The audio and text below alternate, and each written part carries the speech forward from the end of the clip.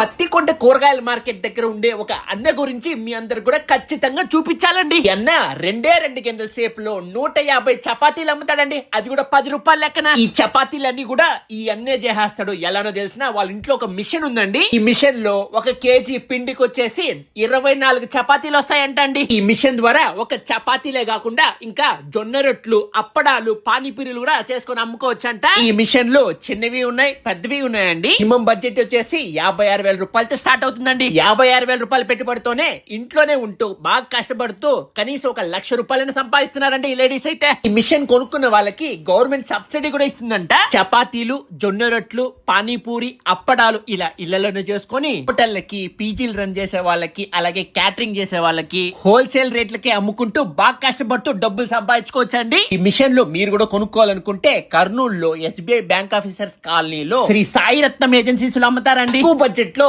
పెట్టుబడి పెట్టుకుని వ్యాపారం చేసుకోవాలనుకుంటున్న ప్రతి ఒక్కరు కూడా ఈ రీల్ చాలా బాగా ఉపయోగపడుతుంది. దయచేసి అందరికి కూడా షేర్ చేయండి.